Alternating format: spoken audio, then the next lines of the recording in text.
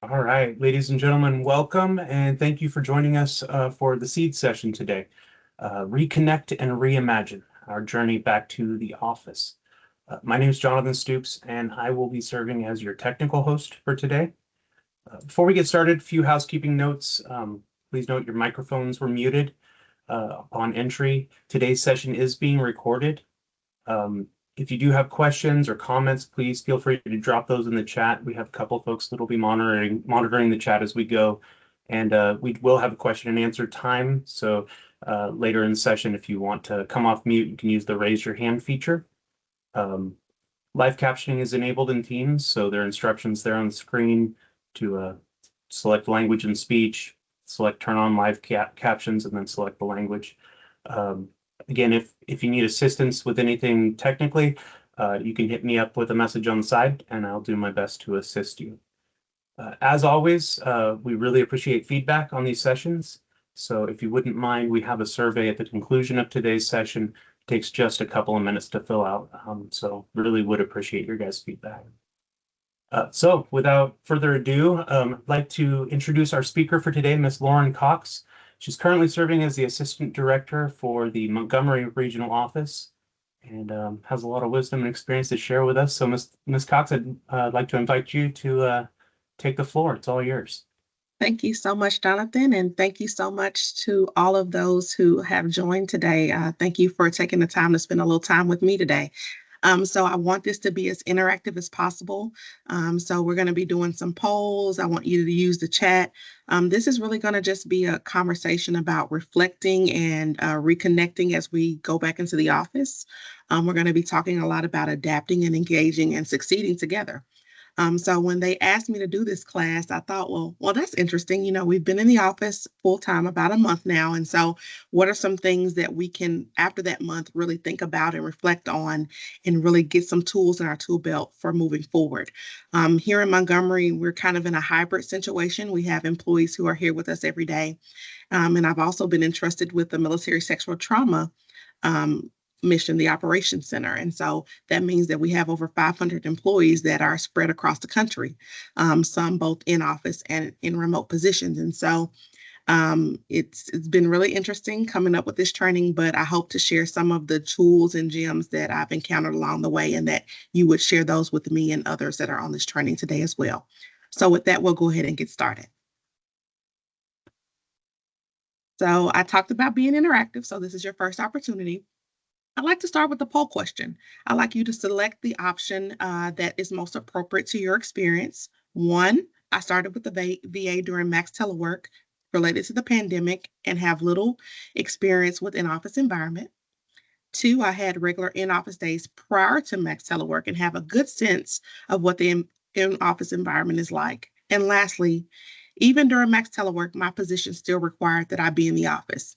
And if none of the above applies to you, please feel free to put those experiences into the chat as well. And so I'll give you just a moment to fill out that chat, just so we know the audience that we're working with today.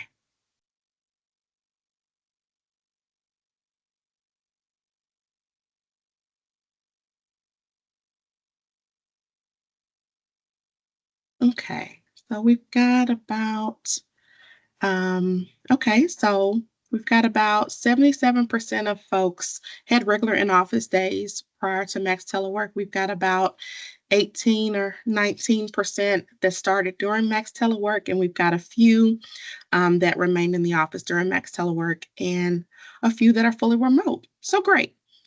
So that helps us know what kind of audience we have today. So we'll move on to the next slide. So let's talk about our objectives today. So in today's session, we will explore strategies for thriving in our ever-evolving work environment. We're going to learn how to reconnect with our coworkers, adapt to new routines, and navigate some workplace dynamics. So at the conclusion of today's course, my hope is that you will be able to say that you've learned effective strategies to adjust to in-office work, recognize the benefits of in-office work for both employees and organizationally, that you will have been able to apply skills to respect and maintain boundaries in a professional setting. And for those that may be leading others in different locations, that we can understand and navigate the challenges of supervising employees in different locations. So we're going to start today's exercises with a video.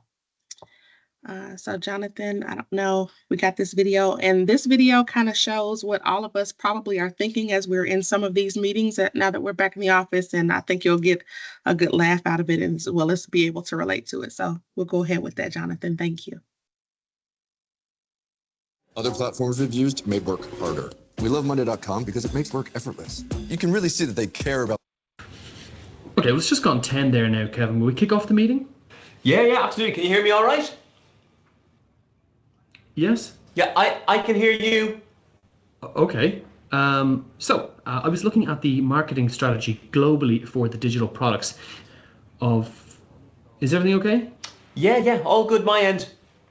Yeah. Well, I was just saying that the strategy we have at the moment is not as aggressive as it should be. I have a simple... Is there a problem, Kevin? Yeah, I can hear you. Yeah, it's just you made a face when I was talking there. Oh, God, you can see me. Yes. Sorry, I normally have the camera off for these meetings. We're in the same room. Oh, sorry, yeah, just getting used to being back in the office. Okay. Sorry I'm late.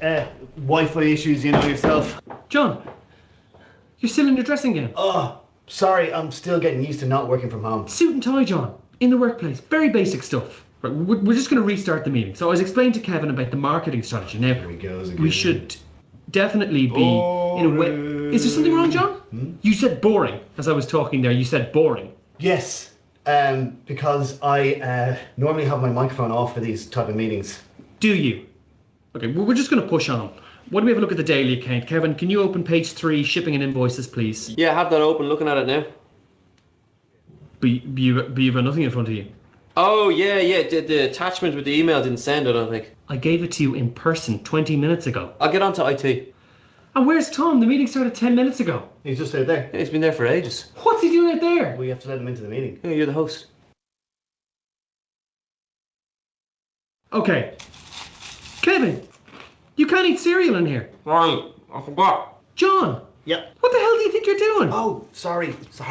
You're not at home anymore, right? This is a place of work, and a certain amount of professionalism is... Can you give me a hand with the kids? I'm in all in a meeting. Oh, hi, Ted. How are you? I'm still recovering after that night out with Deirdre 6 weeks ago. We must have you over for dinner. We'd love...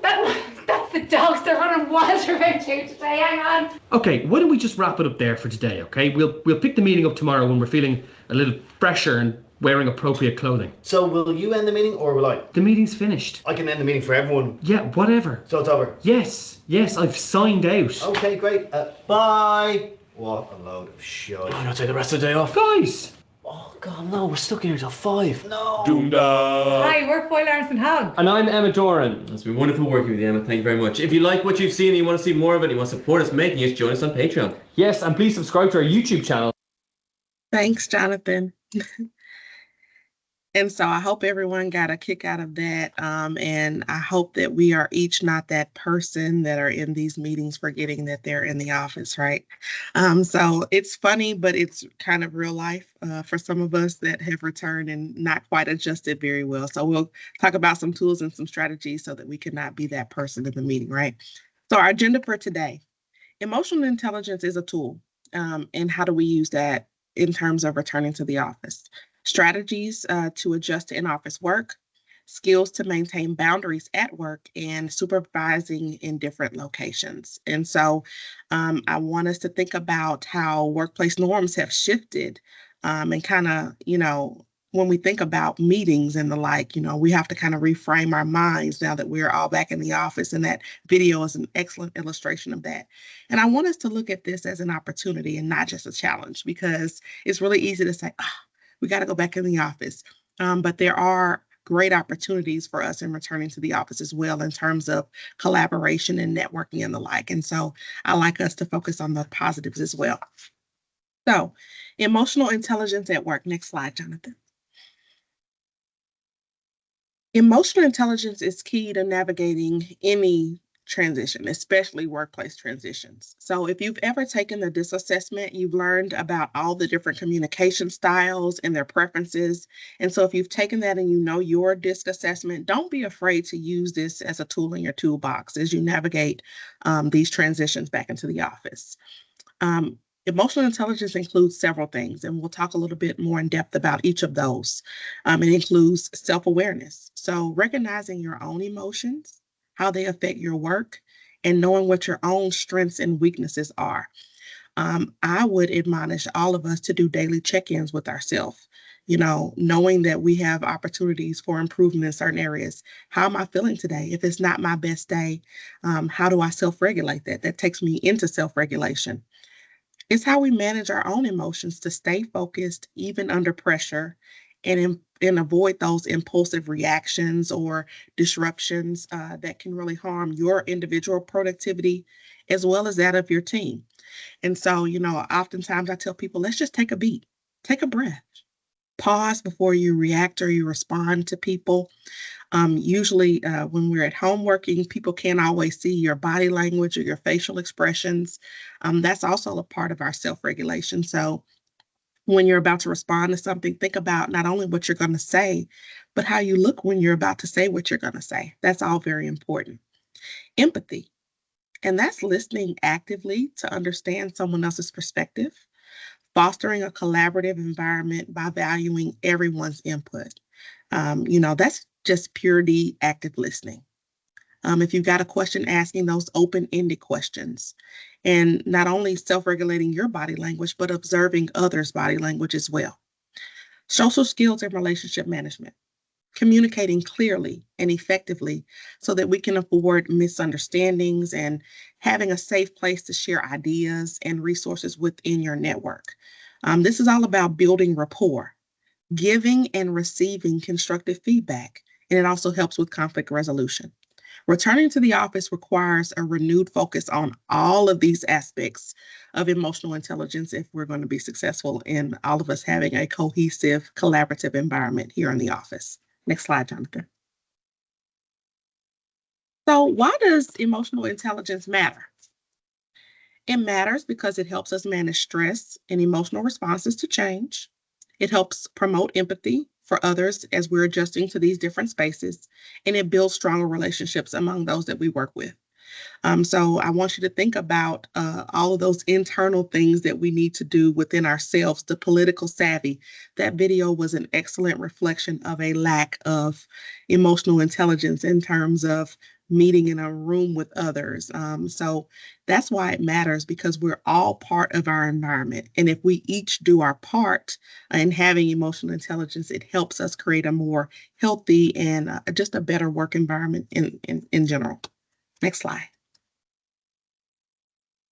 So, how do you develop emotional intelligence in the office? You have to remember you can only control your behavior and your feelings. If you regularly encounter people who may be a little bit more negative or a little bit more disgruntled, you can offer empathy to those people, but you cannot resolve what they have going on within themselves.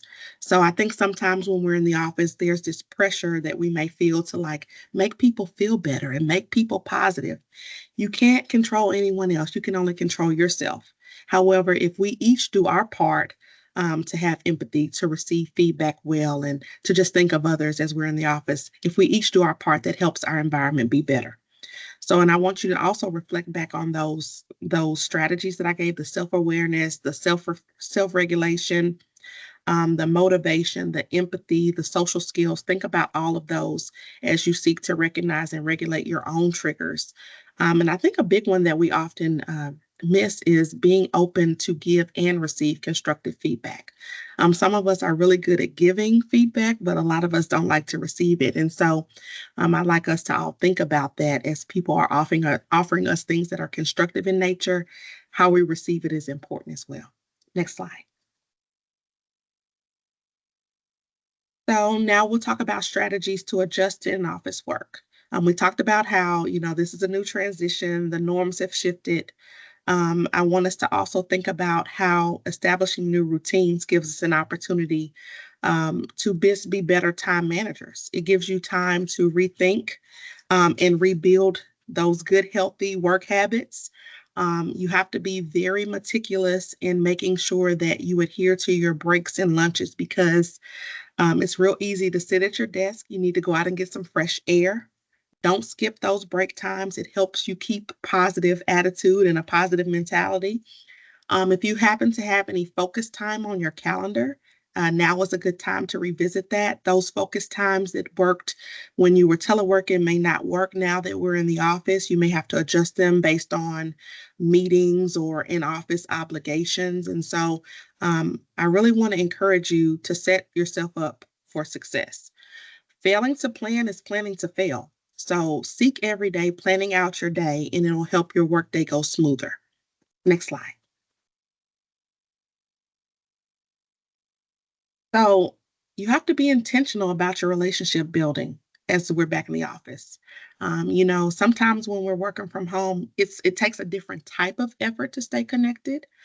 We have to stay connected when we're in the office as well. Sometimes there's this premise that we're connected because we're all here. And that's not the case unless you work at it. We all have to make sure that we're working to maintain those healthy relationships, both in and outside the office. So how do you do that? You schedule regular one-on-ones with your colleagues. So if that's, going on that walk together or taking that coffee break or what have you, make sure that you're scheduling those. Use team huddles and check-ins as an opportunity to stay connected. I know sometimes on our meetings, of course, we have to get the business done, but it's also an opportunity for us to check in on each other. How is everyone doing now that we're back in the office? As I said, those informal connections, those coffee chats, those walks on your breaks, those going and grabbing lunch together, all of the things that we wish that we had an opportunity to do during those years and months that we were away from each other. Now we have the opportunity to do that. So I really encourage us all to take advantage of those. And the last bullet is really interesting. So social connections have been found to affect how much work that we're able to do. So those who have social connections with their coworkers are twice as likely to be more productive than those who don't. 37% versus 17% versus those who don't have such connections. So on average, about 30% of employees are inspired to go above and beyond basically just by having those connections. And so I think sometimes we take for granted how much those connections can really affect our productivity. And so, as I said, we want to use this in-office time as a means and a way to get connected again or strengthen those connections that we already have through our maximum telework posture. Next slide. So now we're going to do a bit of a reflection question. I want you to think back to when we first went home full-time if you were here during that time. What did you do when you felt like you were lost those first couple of weeks? What did you do? You can type it in the chat. When we first went home from Max Telework, what did you do those first few weeks you were home? And did you come to see the value that you didn't really notice about those informal run-ins or those informal networking opportunities that you had with both your coworkers and your leaders? Share, and I'd like you to reflect, and then if you feel comfortable to share in the chat.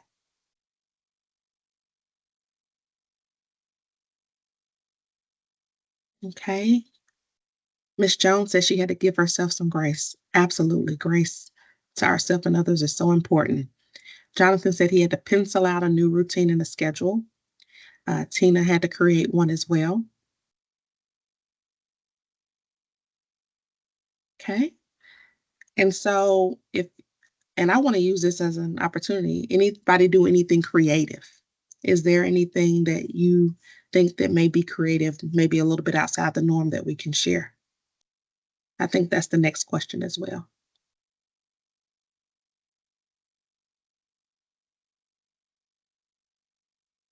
Okay, play some background noise.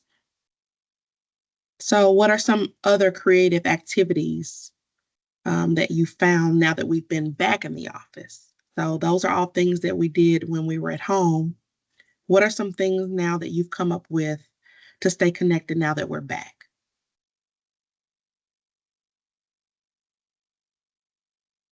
Okay, we've got some, staff meetings outside. I love that. Anybody who knows me knows I love a good potluck opportunity. Anything with food goes over well here, especially down south. Anything else? Anything creative anyone else has done?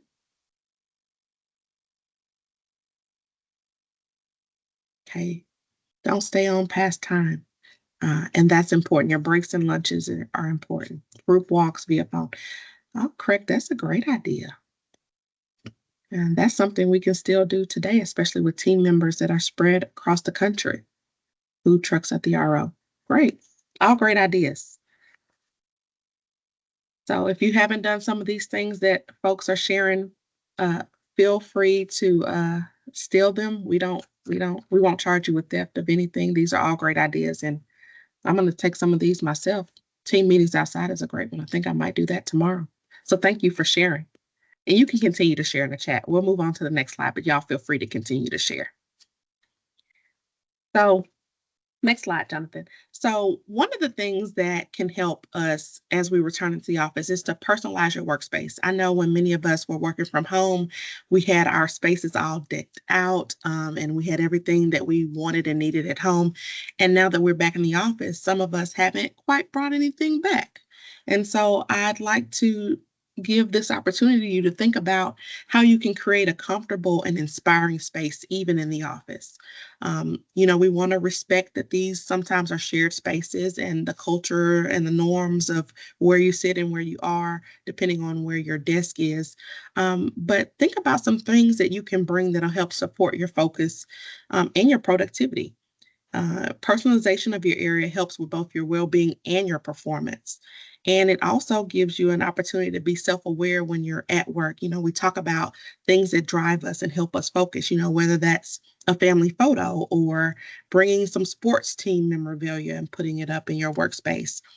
And things that help me focus, like I have a special planner that I had at home. Well, now I've brought my planner to the office, or even if it's my favorite coffee cup that I drank out of every day when I was at home that I now have in my office. So all of those things can help personalize our workspace and make us more comfortable since we're back in the office. Next slide.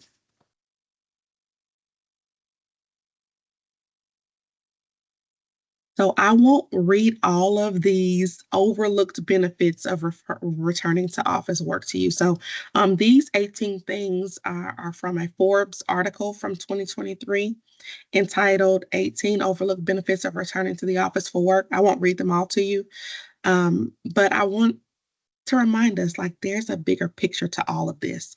Either we can look at this as as a challenge, it is a challenge, but look at it in a negative frame of mind, or we can look at it, well, how can I benefit from this? And so I kind of summed all these 18 things up into a couple of bullets. For me, all of these 18 things summed up into opportunities for stronger collaboration and creativity. When I was at home for Max Telework, I missed those opportunities to collaborate and be creative. Based on this chat, we all have so many great ideas that if we're not able to come together and collaborate, we may miss some of those things. I look at it as an increased opportunity for mentorship and team learning. When we were at home during Max Telework, there were so many times where I wished we could get together in a room and have training. We have that opportunity now. Those informal mentorship moments that happen when you just walk past somebody and you see they need help with something and you're able to help them with that. Those are important. Those organic networking opportunities. Sometimes with scheduling, you kind of have to be strategic, but those happen more organically when we're on the office. When you might be at the water machine getting some water, or at the vending machine grabbing a stack, meeting someone that you may have never met before because you each came during the Max Telework posture and you hadn't met in person before. So those are all opportunities. And I also thought about it as an opportunity for a deeper sense of mission and belonging. We all know our mission is so important. It's the greatest mission in all of federal government. But sometimes when I walk around, it helps me recognize and internalize we are all here doing it together. We're all here serving the mission together. And sometimes seeing each other serving together helps me just remember, I know we're all doing it. We all have the mission at heart, but these people are here working with me. We're all pulling in the same direction. So I encourage you to look at some of these benefits, and there may be others that weren't captured by Forbes, but things that you've found that have been beneficial to you since we've returned to the office. Next slide. So we talked about some kind of hidden gems of returning to the office, but organizationally, what's in it for the organization? How can we gain from it organizationally? It really gives us an opportunity to strengthen our culture as in-office culture. I know for the Montgomery Regional Office, for me, community and family is big. I talk about the RO as a family. And so when we all return to the office, I use that as an opportunity to welcome everyone home. We had a big welcome home party, and there were activities all week. I mean, it was Operation Boots on the Ground. We had a Boots on the Ground party, and people could bring their fans, and they were able to eat lunch together and to fellowship together. So there's so much organizationally we can gain by all being here in the office. I know for me, it's a quick walk to IT. I take that for granted sometimes when I'm at home, and as savvy as I am, sometimes these computers elude me, especially Windows 11. I don't know about y'all, but Windows 11 has been something else for me. So being here with IT has been helpful. And if we're ever able to move to an opportunity to bring new folks on board, onboarding them and really being able to culturally wrap our arms around them and bring them into the fold, us all being here serving veterans together, it's going to be a great opportunity for that as well. Next slide. Okay, so we're halfway through, and next we're going to talk about skills to maintain boundaries at work. This is important. So we all know about boundaries. Next slide, Jonathan. That video, when the guy came in there with that bowl of cereal, I was like, oh my goodness. There are so many things that we take for granted when we were at home that now we're in person. We have to kind of like regulate those boundaries and expectations of being in the office. So how do we respect boundaries in the workplace? Define clear personal and professional boundaries is important. We have to respect people's time, their space, and their communication preferences. Again, I go back to the DISC. If you know that you are not a morning person, it might be helpful for you to share that with your coworkers so that every morning they don't come by and wonder why you're not smiling and happy yet because you haven't had that first or second, and some people need a third cup of coffee, and that's okay. We'll talk a little bit in a minute about a personal user manual that helps us kind of share those preferences with others. Food choices. This is important. I have a thing about burned popcorn in the microwave. I don't know about y'all. Some people have seafood allergies. Some people have different things. Everybody has a thing. So just being aware of your food choices and just, being more cognizant that we're all here together. Hygiene, as it's important that we, handle our personal hygiene.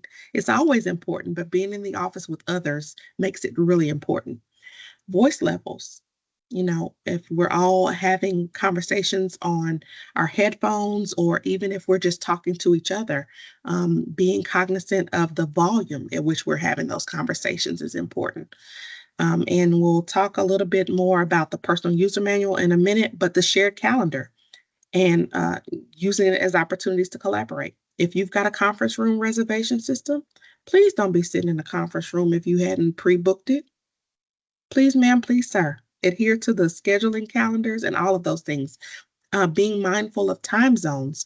I think that sometimes when we're back in the office, we don't think about those who we work with, maybe other places, because we're all here. We're all here, but there's still other people, other places that have different time zones. At MSTLC, we always say we're in 7 different time zones. So we have to be cognizant of that as we're scheduling meetings and the like. And so also, and one thing that I probably would have added that I forgot to add was open door policies. Open door policies are a little bit different sometimes when you're back in the office. We know when we were at home, the norm was if I'm green, come, you're free to send me an IM. You may want to talk with your teammates about how that works now that we're back in the office. I'm sure we all still will have open door policies, but what that means, does that mean you can just stop by their office or their cubicle at a whim if they see that you're green? Those are some things you may want to discuss and navigate as we're back in the office. Next slide. So I talked a little bit about the personal user manual. And this was something that HCS shared with me and my staff. I think it's probably been a year and a half ago that has been really beneficial to us when we talk about the self-reflection and sharing with others the best way to communicate with you and the like. It's a living document and it describes your natural preferences. It tells about your skills, your passions. And I think it's a really constructive way to create a psychologically safe environment for those that we work with. And so I talked about, the best way to communicate. Some people would prefer to have an in-person conversation. Others would prefer an email or an IM. This personal user manual helps each teammate learn a little bit about each other. We kind of call it, like a yearbook kind of, what's your favorite quote or when I'm struggling with focus or falling behind on tasks, the most likely causes may include. That helps. And if I'm struggling, it may help my coworkers to know the best way to offer me support. I think this is a great way to kind of open up those conversations, to get to know people that we may not have known as well in a virtual environment. And even if you're in a remote situation, this personal user manual helps, period. And I think we used it when we were at home virtually because there were so many people that we were onboarding that we didn't have a chance to network with and meet. And so I would encourage you to use this personally, and I would encourage you to ask other members of your team if they'd like to use it, because I think it's a great tool to just help also build communication and trust amongst teams. Next slide. So we talked about a personal user manual. There's also a manager manual. And this is something that supervisors can use to help employees know what to expect from you as a leader. There's this old saying that employees don't leave jobs, they leave people. And some of it is the way that we communicate with each other. And they need to know as a leader your preferred modes of communication. They need to know a little bit about you that helps build relationship and trust and connection. And so this is something that I've encouraged all of my leaders to do as well, if they like to with their teams. So we encourage everyone to do a personal user guide, and we encourage them to do a supervisor or a leader manual as well. And I think one of the most impactful questions in the manager manual is why you chose to lead people. And I did this exercise as well personally. And the days can get tough sometimes as an employee and as a leader. But when you reflect about why you chose to do it, it reminds you of why you did choose to do it, and that, we've survived 100% of our worst days. And so, and it also reminds you what you're working on improving in yourself. That's important because we can't help others if we don't first reflect and help ourselves. And so if you are a supervisor or a leader, I encourage you to do the manager manual and to share it with your staffs as well so that they can help understand a little bit more about you as well. Next slide. So we are coming up on the conclusion. The last thing we have to share today is supervising in different locations. So that means different things. It could mean that you're supervising people who are in office physically, but they're at different locations. Maybe you're working a business line or a staff office, and you're in the office and your employees are within an office, but you all aren't within the same office or location. It could mean that you are a remote employee and everyone's remote. It could mean that you are a remote or virtual a remote employee, but other members of your work group are in office. So we have some hybrid situations going on as well. And with that, there are several challenges that could come from that. You could have communication silos. I know that when people are in the office, sometimes sidebars can happen a little bit more, and you got to remember that if you have a sidebar, you got to remember to share what was discussed or decided with everyone else. Uneven visibility. If you have people spread out in different places, sometimes you're seeing different things, you're hearing different things. So being cognizant of that and making every effort to include everyone all the time. Trust and accountability concerns. You know, if I'm here and I can see you, it's real easy to walk by and I can see you. But if you're somewhere else and I can't physically see you, how do we ensure that we have that accountability there and that trust is there and everyone is holding up their end of the bargain and communicating well, even in the absence of being together in the same room? Next slide. So we're going to talk about some solutions. The first thing is communication and standardizing some of those communication norms. What's expected? Everyone should know what's expected in regards to communication and visibility and accountability. Using collaborative tools effectively. Even though we're in office and we may be in some different locations and hybrid situations, use technology to your benefit. And making sure that everything is fair and inclusive all the time.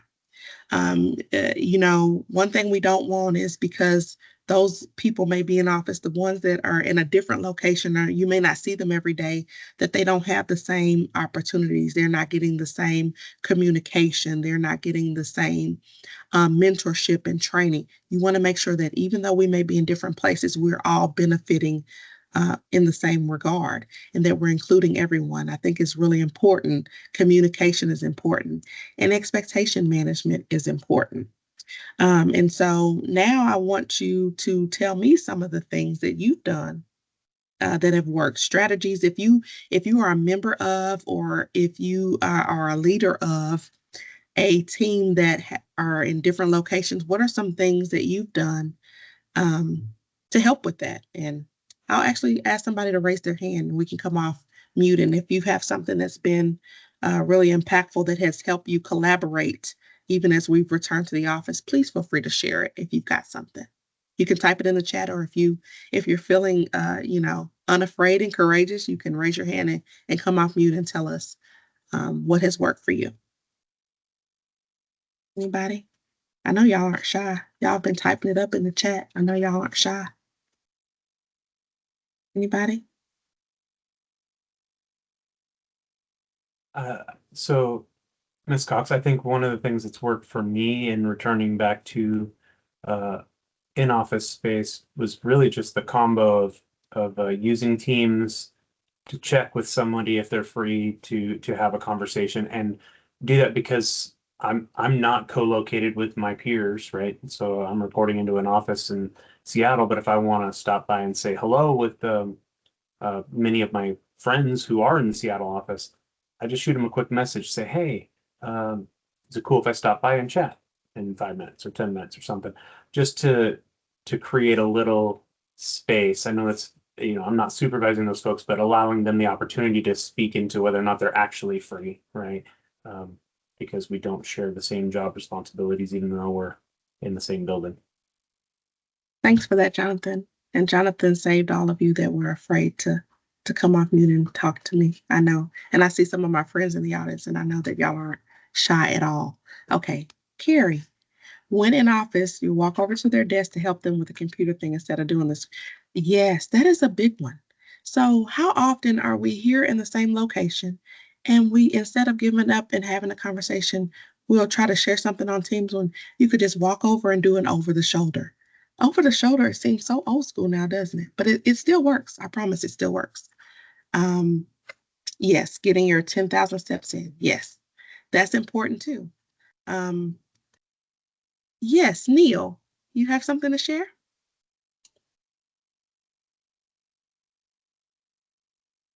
No? Okay. Well, we'll move on. If you've got something that you're doing that you think can help others, only select participants can unmute. Yeah, I just enabled your mic, Neil. Do you want to try again? Okay. Yep. I was like, I'm trying, but nothing's happening. For me, one of the main things that I did was I started engaging the employees at their desks just at random times, and I made sure that they understood that I am perfectly fine with that. And I also made sure that people that I have meetings with understand that we're back in an office environment. So, I will do my best to not be interrupted, during a meeting, but there may be times when I have to come off camera. I have to go on mute. And if I can answer a question that takes me literally 15 seconds, vice somebody sitting and waiting for 4 or 5 hours to complete a task, I would much rather take that 15 seconds to turn around and answer the question and turn right back around than I would to, you know, have them look for the answer all day long when they know that I'm just sitting 2 desks away. That's great. And so many times we take for granted what we couldn't do that we now can do. And so it's easier to get a quick answer.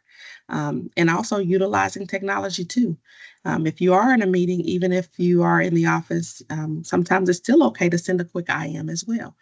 So knowing when to use and what to use and how to use, those are all those communication norms that you have to standardize and talk about what's acceptable to you and your teams. So that's all great feedback. Thank you all. And thank you all for communicating with me and, being interactive. I appreciate that. All right, next slide. So the future is up to you. How successful we are in this transition is up to all of us. I want to empower and implore you to take ownership of your workplace experience. It is each of our responsibility to, take responsibility of our own attitudes, our own behaviors in the office. And so I want you to be open to change and listen to feedback. I want you to be a model of empathy and be flexible and be adaptable. I want you to create a psychologically safe environment. Keep the mission at the forefront. We talked about that. I know we all do that. I know each of you do that every day. Um, uh, but when someone is kind of touching that nerve, remember why you're here and remember why you do what you do each and every day. Keep that at the forefront. Next slide. And in summary, transition requires us to be empathetic. It requires increased communication, flexibility. Yes, you have to be Gumby. You do have to be Gumby. Being in office helps us collaborate and have that culture of assistance and empathy and grace if we allow it to. It's all what we make it. But our boundaries need to be clear. As leaders, we need to be clear. As employees, we need to be clear and understanding and accepting and doing each of our part to make sure that we're successful in this transition. I know that you all have and that you all will. And so with that, we have a list of references. If you want that video to share it with your teams, if you reach out to Jonathan, he can shoot you. He might even put it in the chat, put it in the link. I know that me and my team got a great laugh out of it when I shared it with them because it is so real. But with that, we will open it up for questions. Does anyone have any questions? All the mics are enabled, so you can raise your hand. You can type it in the chat, whatever your preference is.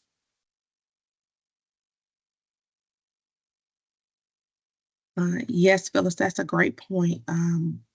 Every day is an opportunity to serve veterans, and so we should all have an attitude of gratitude. That's a great point. Any questions? Anything anyone would like to share? I'll leave it open for another Ms. couple of Cox? seconds. Yeah. So I Yes, just sir. wanted to, I mentioned it in the chat, but I wanted to reiterate the potential value of the personal user manual, especially for those of you out there who might be team supervisors or coaches. It's just such an easy way to break down some small barriers, right? It doesn't have to be super deep or, you don't have to share anything you're not willing to share, but just sharing a little bit about yourself. It's amazing how dramatic the impact can be in building team connections and allowing people to re-engage in that in-space work, that in-person work. So just wanted to reiterate that that's a pretty good tool.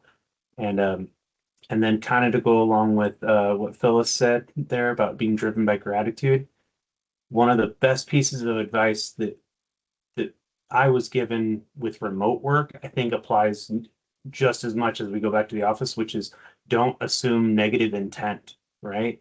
I mean, I feel like you're hitting it with the empathy, all of it, but that idea of just step back from sometimes interactions are tense. Don't assume there's negative intent. We all go to work to fulfill a mission, right? So there's probably background pieces that come into play when there's tension, when there's frustration. All great points, Jonathan. And with the user manual, I know sometimes it can kind of be overwhelming a little bit at first when you look at all the questions sometimes. So we started out by just doing our top three. I asked the people to pick the three questions on that user manual that they wanted to share. And I think we put one of them they had to do was the way that they prefer communication. But the other two things they could pick. And so if it seems like a lot at first, maybe you can pick your top three or your top five and start there. But it's a great tool, great tool. And I think Christian had a question about one tip for employees that have not, if you had one tip for employees that have not returned to the office due to RA or exception to help support those in office, what would you suggest? I think Jonathan made a great point about everyone assuming the best of each other and not the worst of each other. If you inadvertently get left out of a communication or a conversation, please don't take it to heart. And please be active in your communication and your engagement with those that are in the office. A lot of times people who are away from the office, sometimes they can feel alone, and so they don't want to include themselves in things. Please continue to raise your hand for things. Please continue to communicate. Please continue to be engaged. And if there are ways and things that we can do better and make things better for you, we want to do that as well. And so offering suggestions, things that will make us be able to collaborate better in that hybrid environment, those would all be things that I would offer to you. And I think, and I know before we end today, Jonathan will post a link to the video, and I think he'll also show you how to get the user manual and the supervisor manual. He'll have some instructions about how to get those two documents as well. I see a couple of questions about that. Yeah. So if we've got any other questions, if not, we will close, and I'll give you about 10 minutes of your day back if you don't have any other questions. All right. Well, thank you, Ms. Cox. We certainly appreciate it. A lot of wisdom in that session today, and yeah, an appropriate time for this topic. You know, I have my good days and my bad days, right? So I feel like there's some tools there for all of us to use as we explore the return to office. But if you have enjoyed this topic and you want to discuss it further, this new seeds format, you know, we have intersessions continuing throughout the month. So June 10th, June 17th, and June 24th. You'll get credit in TMS for having attended the session today. Once you do receive credit, you'll then be able to register for one of those sessions if you would like. The first two sessions are open to all VBA employees and then non-supervisors. And then the final session on the 24th is specifically for supervisors. And with that, we do again ask for your feedback. I saw that someone shared the video in the chat. I will share the two documents, the user manual and the manager manual. But in the meantime, I'm going to drop this in the chat because I know you can't click on the PowerPoint, but that is a link to today's survey.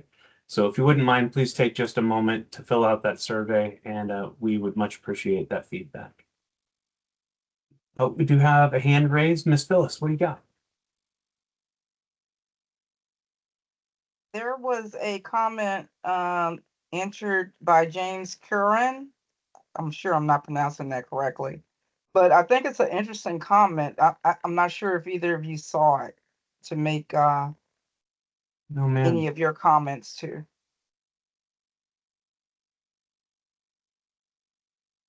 Okay, James said, many folks returning to the office after an extended period, and I can appreciate the need to handle the office environment with like-minded However, the population I'm not hearing about are those who never teleworked and were pretty happy about reduced manning, and now they feel resentment and annoyance due to the new people in.